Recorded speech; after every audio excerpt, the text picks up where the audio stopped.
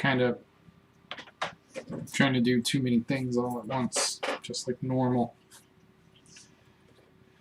And it's Monday. I mean, we got that going for us, right? Oh, hey, you guys ever play the Walking Dead game? I think the one that Rockstar put out for PlayStation like a while ago. It was pretty kick-ass. Like, you bought the game, and then the game kind of gave you a subscription, I guess, to download new chapters of it. It was almost like a choose-your-own sort of thing. And it was pretty killer. It was, I think they did like season 1, 2, and 3 with it.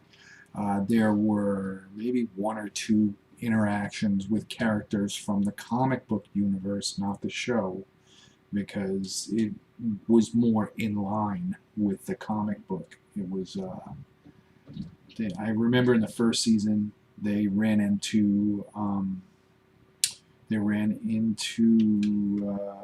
what's his name? Steve Ewan's character. The one that, Glenn, they ran into Glenn. And it was actually pretty cool. I don't want to ruin it for you just in case, you know, you decide you want to go and play it. It is pretty good. It's one of those things where the writing is so good and you get drawn in because you're making your own choices. So you wind up getting emotionally attached to the characters. And it's crazy because you're like, why would I ever get emotionally attached to a video game? And you actually wind up getting attached. But anyway, the lead character in the game is this little girl, and this is the hat she wears. And there's a voice actress by the name of Melissa Hutchinson, and I got to meet her at one of the Walker Stalker cons, and I had her autograph my hat. So this thing is like mad old. It's gone through the laundry a couple of times. It's like got sweat stains from when I had to paint the house in the summer. It's crazy. But it's still got Melissa Hutchinson's autograph on the bill. It says, "Still not bitten, Mel B." Well, I think it says Melissa Hutchinson. Like Melissa B. It's up there. It's important. Why did I wear it?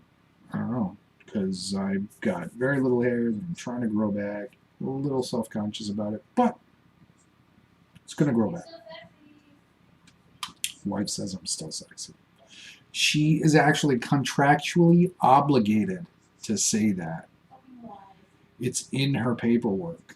When we signed up to get married, my lawyers looked over the agreement. She has to, by contract, say that I'm sexy.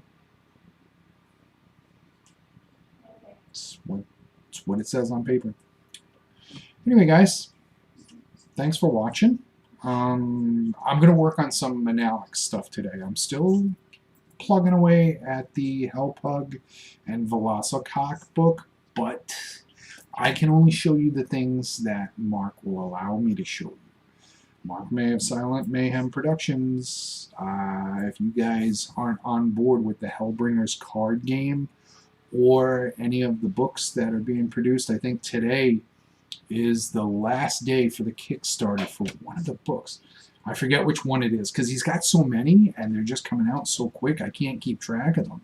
They're really good, though. They're like, you would think like a small publishing company, they're not going to produce good work. They're producing good work, so, you know, the fact that I'm on contract to do one of their books, it's pretty killer, man. It's a thrill. So here's the last Manalix page that I wound up inking. This is how it turned out. Let's zoom in on some of these panels. Because it is kind of a circus. Now, if you're unfamiliar with Sword Pilgrim Warrior Manalix, I think that's what it is. I forget. But it's got a long name. It's one of those things that, like, unless you're in the genre, then, like, if you're not in the fandom, then you don't have it memorized. I just draw them. They're really good. I understand what Alex is doing. I'm getting it. But this is this right here, this website, the mavericksrogues.weebly.com. That is the website for you guys to download the strips that I've worked on, as well as I think there's one issue that was done before I was even on board. Now, yeah, was that a little awkward? Yup. However, I had my wife look over some of the videos, and she's like, you really need to either adjust your camera or drop the screen, like drop your graphic tablet. It's distracting. And she's right. She's right. Alright, so on to the strip. Let me show you guys what I did so far. It's pretty good, right? This nice little John Romita jump and charge panel. I'm not comparing myself. There's no way am I like a Sal Buscema, John Romita, Jack Kirby. I whisper his name because I'm not even close to that greatness. But I did invoke some of those guys to put that panel in there. I was like, this would look great right here. And it did. It wound up looking really good. And then I found a brush when I went into the Clip Studio stuff. I found a brush for blood spatters, and it looks so good. I use it in conjunction with one of the other brushes that I have, and it just winds up looking so damn vicious. It just looks so good. Look at that stuff. You know what? No, yeah, I'll save it. Next time I gotta do blood spatters, I'll make it. I won't make the same mistake twice. Alright, now, I think I've told you guys about the Daniel Pesina stuff, where there will be a character coming up soon where the character is kind of centered around Daniel Pesina. Now, Daniel Pesina, for anybody who doesn't know, he is an accomplished martial artist, really great guy, and he played Johnny Cage in the original Mortal Kombat movies. I think there is a way to flatten the image. It's usually over in the layers on Photoshop. Flatten image, there it is, look at that. Clip Studio is kind of like a little clone of this. Now, the reason why I'm doing this is because I need some reference, my man. I need to be able to, when I'm drawing this, I need to be able to refer to what it is I'm working on. So, what I'm trying to tell you guys is there's going to be an ad where the books are generally published, or the pages are generally published, and there is going to be an ad that preempts the Johnny Cage stuff, the Daniel Pesina stuff, and I am being tasked with throwing together the ad, and it was suggested that we do it like an old martial arts poster, like one of those 60s or 70s, depending upon the era. If we do it like, it was suggested that we do it like one of those. And I sat and I talked to Alex Gallardo, and we came up with something really good. We came up with a poster idea that is going to work for this. And I got to work on it. I threw some thumbnails at Alex, and Alex approved. He thought they looked really good. So we are going to, come on the sketch line. Things just aren't working out the way I want them to. So we're going to work on these. Come on.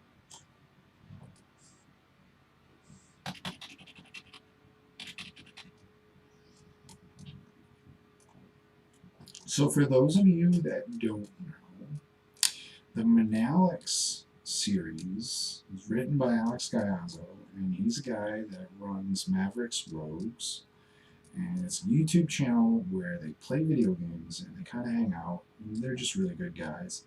But he's also a sci-fi writer, and he writes some pretty good stuff. The one that he's got me working on is the storyline with this character named Alex, and it's very sci-fi martial arts slash. It's like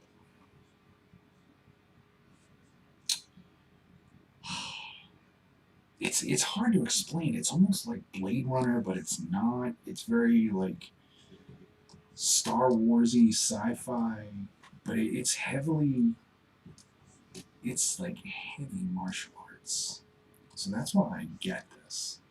Because the best parts of the Star Wars universe, to me, in my opinion, and I mean, of course, people are going to be like, that's not true. Some of the best parts of the Star Wars universe are the stuff that's based and centered around martial arts. I mean, I love all that Jedi stuff, the lightsaber, the combat, the philosophies, just, I mean, the magic stuff I can kind of do without. But, I get it. It's enticing to be able to do the right thing and be rewarded by being able to do things that just other people can. I totally get it.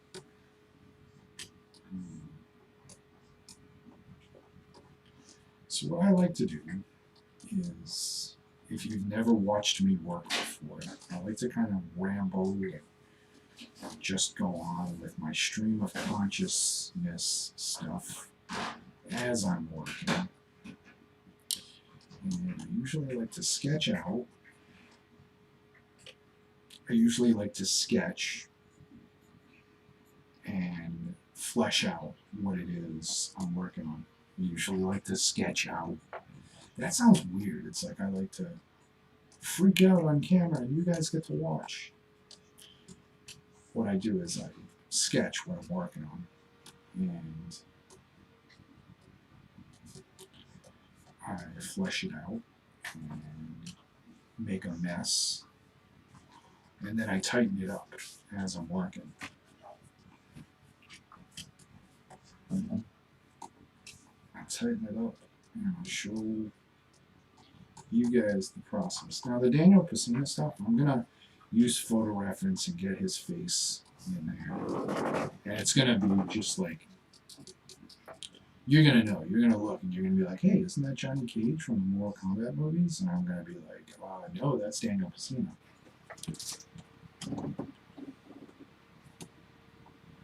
But I'm basing this on my reference that I have on the low right.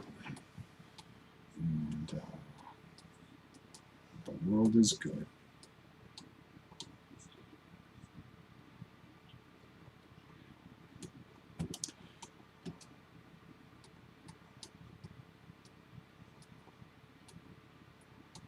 Get some Daniel's eye in there.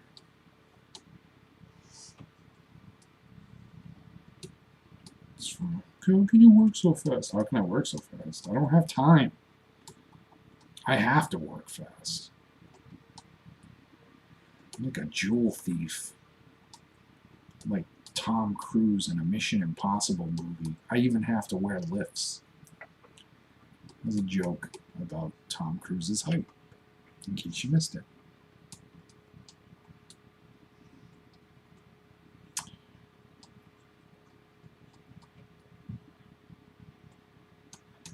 He's got this smirk.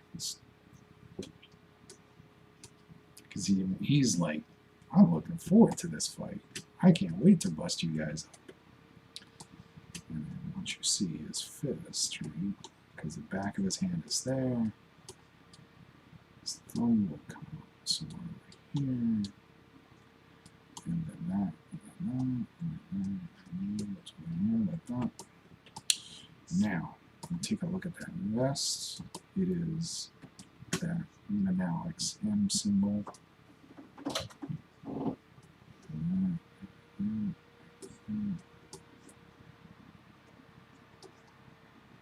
Right? How's that? Let's go like this. And his other fist is going to be over here. So he's wearing those wrist guards that you saw. So it's like It's here.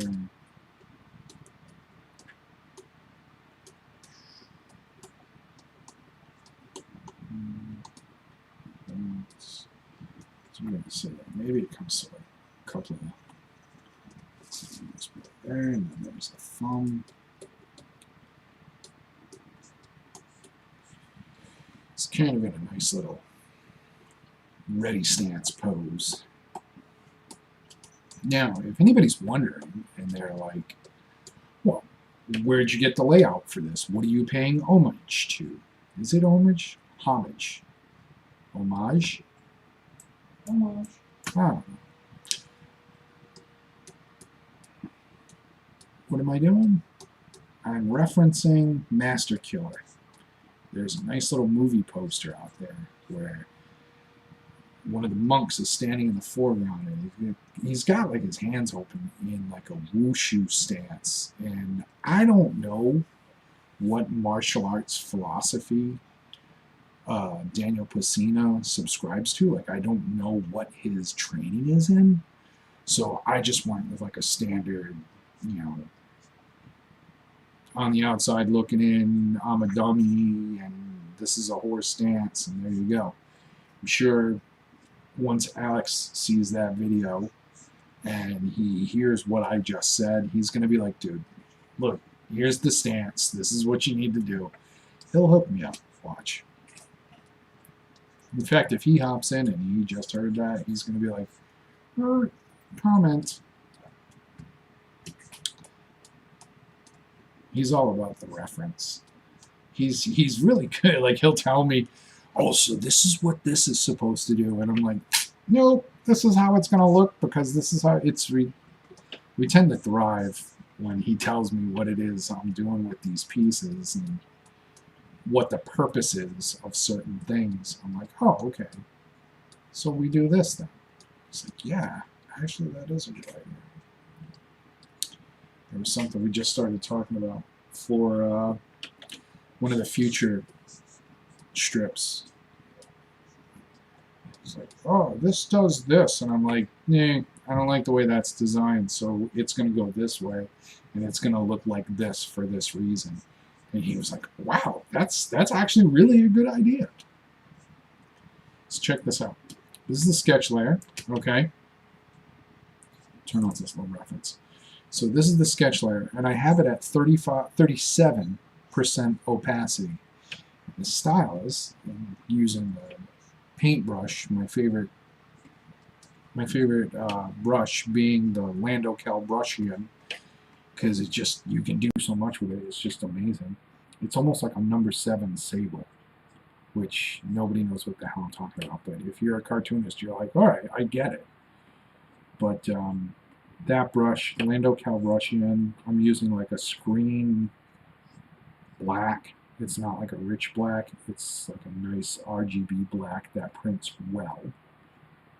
And I guess my pen is trying to catch up.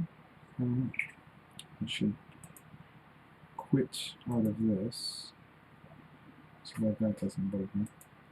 And then this. Waiting a long time for this to catch up here.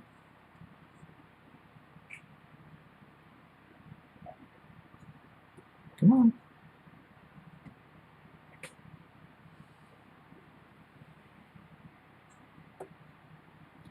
Wow. This is good. Just going to put my pen down, twiddle my thumbs while my computer catches up.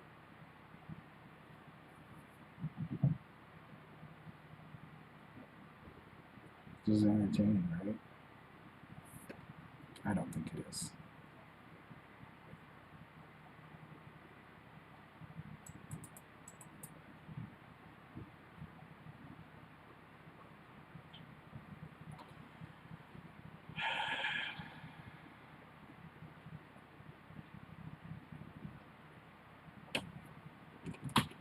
You want to watch Ed troubleshoot?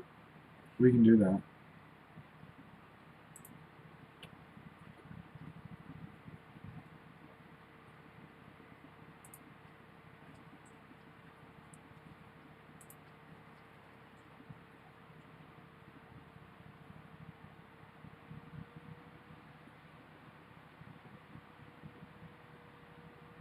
Why is the system eating up so much?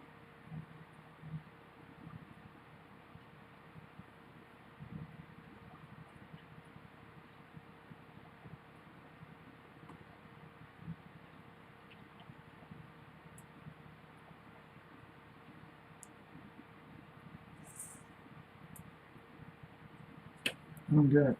I don't understand why the system's eating up so much memory.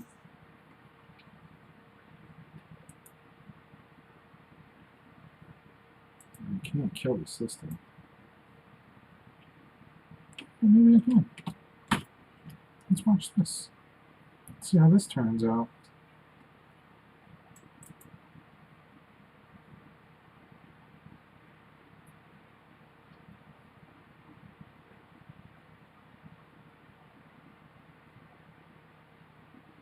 This is boring. This does not make for good streaming. It's like when you're listening to a radio station. Jeez, that's super old, right? But it doesn't happen anymore because people have streaming now. You know, you can just go from song to song to song. But a long time ago, kids, there were two bands. There was FM and there was AM. You could listen to things that you wanted to hear. And sometimes the person in the booth that was in charge of putting the old vinyl records on, or CDs, what have you, sometimes they wouldn't do it fast enough. And that was called dead air. It was not good for radio stations. Much like it is not good for me. Son of a bee sting.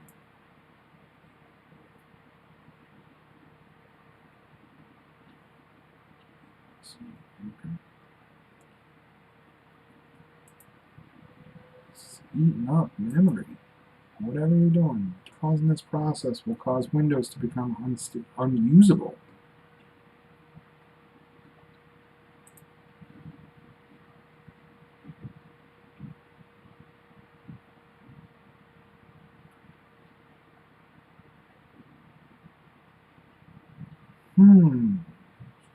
Now is perfect for the time for the baby butt and the music. For the baby butt and the music? Yeah. But I don't have the music. I was just playing that on another thing the other day.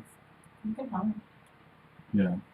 I'd be too frustrated to hum it. Oh. Okay. This is upsetting me. This is starting to frustrate me and really try my patience. I don't know what the heck is going on. Alright, so what I'm going to have to do is crash my computer. I'm going to crash this thing and restart it. And you guys, I'm going to see you on the other side. See you when I see you. I'm going to restart and then I'm going to get back on. Watch this. This is going to be nasty. I don't think it's going to be nasty.